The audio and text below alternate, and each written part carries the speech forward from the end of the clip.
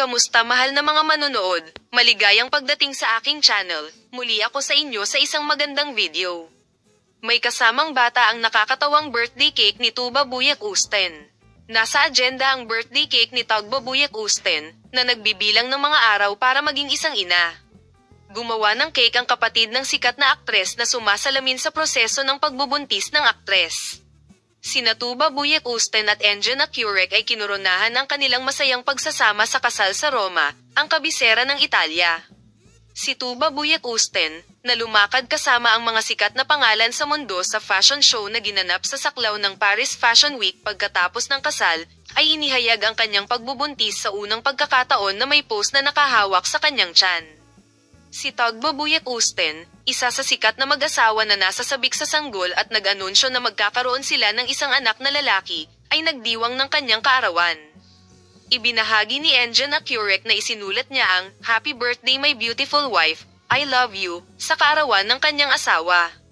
Ibinahagi ni Tugba Buyak Usten ang kanyang birthday cake sa kanyang social media account. Ang cake, na itinampok ang larawan ng pagkabata ni Tugba Buyak Usten, ay may kasamang mga ekspresyon na sumasalamin sa proseso ng pagbubuntis ng aktres. "Ako ay isang ina," si Tugba Buyak Usten, na nagbahagi ng cake na may mga ekspresyong tulad ng "mayroon akong anak sa loob ko at gusto kong mag-toast," ay nag-drop ng "ako" na tala sa mga araw na ito. Unang post sa kanyang tiyan sa kanyang ilong. Si Tugba Buyak Usten, na nagpakita ng kanyang pagbubuntis post sa unang pagkakataon sa kanyang mga tagasunod ilang araw na ang nakalipas, ay nagkomento sa kanyang post.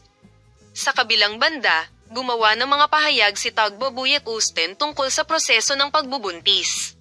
"I'm enjoying my actress pregnancy.